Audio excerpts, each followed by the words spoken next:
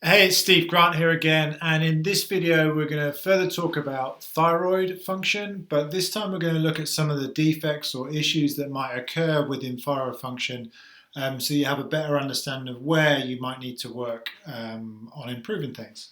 So in a previous video we looked at the physiology behind thyroid and how we make thyroid hormone and some of the conversion processes that go on. Now, when it comes to making thyroid hormone, there are various different areas that can go wrong that might cause us to have low thyroid symptoms. Now, classically, the way that thyroid is treated is that there is either high TSH levels, so we're talking about low thyroid symptoms now, or hypothyroidism, is that TSH levels are high and T4 levels are low, and therefore will give you thyroid hormone to basically help bring the thyroid hormone levels up. Now, that's only really one potential defect, which assumes that the defect comes from the thyroid gland itself because the TSH levels are high and it's not kicking out enough T4. Now, there are actually a number of other mechanisms that can go on and cause this to break down. So if we start with the first area, when we look at the hypothalamus, which is a gland in the brain, the hypothalamus and its production of thyrotropin-releasing hormone can actually be influenced by neurotransmitters in the brain, potentially levels of inflammation in the body as well. So one of the areas that we want to think about is, does anyone have any signs of low serotonin? So low mood being one of those, one of the most significant factors, maybe a bit of a loss of zest for life, not enjoying hanging out with friends as much as what they used to, or maybe low dopamine. So with low dopamine, you often see a lack of focus, lack of drive, lack of ambition, or sometimes getting angry very quickly, very irritable, very fast as well. So what we want to do is, because neurotransmitters are actually very hard to test for, and also thyrotropin releasing hormone is very hard to test for as well, that really with that you've kind of got to go from a more subjective perspective. Now, the only way that you would see whether maybe thyrotropin releasing hormone is an issue is if you have low thyroid hormone levels here, but also you have low TSH levels here. Now, the normal response should be, if your thyroid hormone levels are low, especially T4, T4 should feed back to the pituitary to let it know how much thyroid stimulating hormone it needs to produce. So when everything's working well, if T4 levels drop down, the feedback to the pituitary is that it needs to make more thyroid hormone. The pituitary gland will then make more thyroid stimulating hormone, which should then stimulate the thyroid gland to make more thyroid hormone. Okay, so if for some reason or another there is a suppression of thyrotropin releasing hormone, then the challenge can be that the pituitary gland is not getting all the messages that it needs to be able to make adequate levels of thyroid hormone. So that's one area that I would certainly look at. The next area is pituitary dysfunction. So it's quite possible actually that if the pituitary is not functioning as it should do, so this can often be caused by high levels of oxidative stress, inflammation in the body, maybe some sort of infection, that type of thing. This can mean that this feedback mechanism actually gets interfered with, and even if the thyroid hormone levels are low and the feedback to the pituitary is that it needs to make more thyroid stimulating hormone, it's almost like it's not listening. So therefore it doesn't actually increase the thyroid stimulating hormone, which then leads to a lack of increase in the thyroid hormone levels here as well.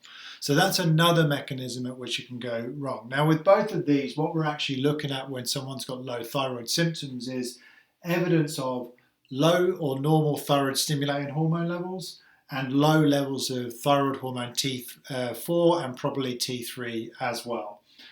Now, the next and more classic sort of primary hypothyroid issue usually comes when the TSH levels are high and normally well above normal reference range, or at least definitely out of optimal reference ranges, and then the T4 levels and probably the T3 levels being on the low side. So what this actually tells us is that the pituitary gland is trying to tell the thyroid gland to make more thyroid hormone, however, it is not responding. So the feedback mechanism is working because the pituitary gland is making thyroid stimulating hormone, but the issue here is the fact that the thyroid gland is not actually making adequate levels of T4 and T3. Now the challenge with that is that now we're looking at this is actually potentially a thyroid specific issue. So this might be a lack of certain nutrients. So for example, things like tyrosine, iodine, zinc, selenium are oftentimes involved in this process. It can also be affected sometimes by toxins as well that are going to affect the body's ability to do this. As a secondary point, this can also be affected by an autoimmune process. And when it comes to an autoimmune hypothyroid issue, it's termed as Hashimoto's. And this is where the immune system is actually affecting the function of the thyroid gland itself. And that leads to not being able to make as much thyroid hormone. Now, with that, you're then actually looking at an immune issue rather than necessarily a thyroid issue. That's not to say you don't need to work on the thyroid hormone levels and address that, but the underlying cause is actually driven by an immune issue or imbalance anyway. So when we get low thyroid hormone levels, we're then looking for what's the TSH doing to determine whether this is actually something that's coming from the brain or the thyroid gland. If we can narrow it down to the thyroid gland, we also then want to rule out whether there's an autoimmune component to this by running thyroid antibodies as a blood test to see whether that's part of the picture. Now, in some cases, what you're going to get is you're going to have normal TSH levels, normal T4 levels, but then low T3 levels. Now, what we're seeing there is we're actually seeing a lack of conversion from T4 to the most active thyroid hormone, T3. Now, this can occur for a number of reasons. There can be, again, inflammation in the body. There can be nutrient insufficiencies like a lack of selenium. There can be dysbiosis, infection, that type of thing that's affecting this conversion process. The liver being one of the main areas at which you make that T4 to T3 conversion means that actually dysfunction going on in the liver might actually be affecting this conversion of T4 to T3. And also another area where we actually convert inactive T3 into active T3 is the digestive system as well, and the balance of microbes, the types of bacteria that we have in our gut as well are going to impact whether we can make adequate levels of free available thyroid hormone T3. So another issue that we're going to be looking at is if we've got normal TSH, normal T4, but low levels of T3, we could actually be looking at a conversion issue with that.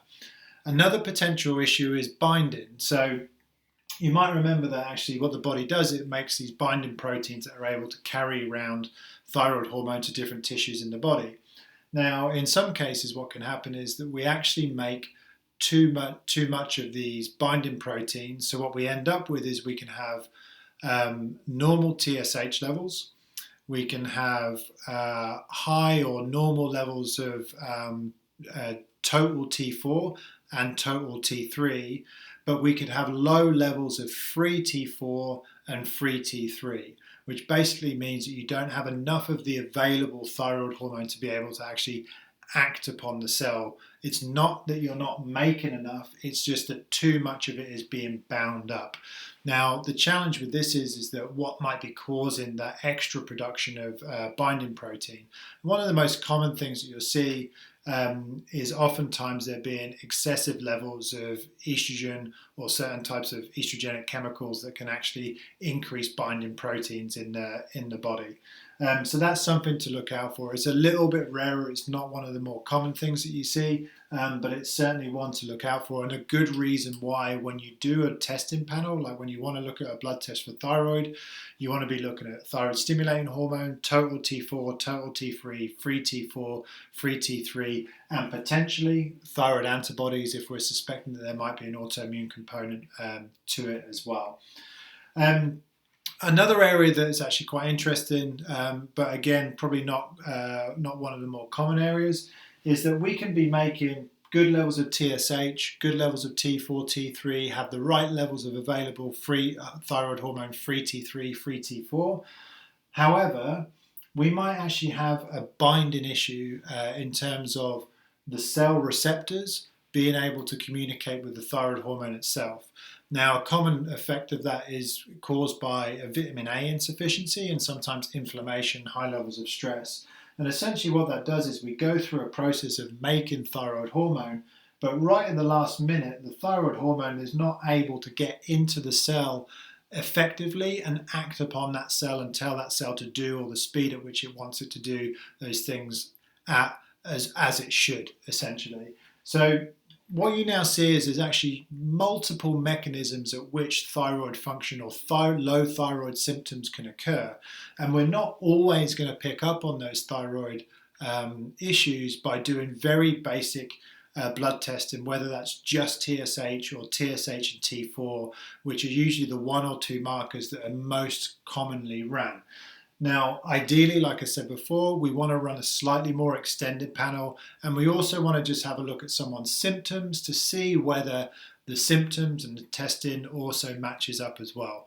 Once we've done that, and once we've run a slightly more extended panel, we can have a much better idea of where that dysfunction is coming from, and therefore that is going to guide the therapeutic approach to see if there are actually things that you can do that might naturally be able to support proper thyroid function without necessarily having to go towards thyroid hormone intervention through medications like thyroxine.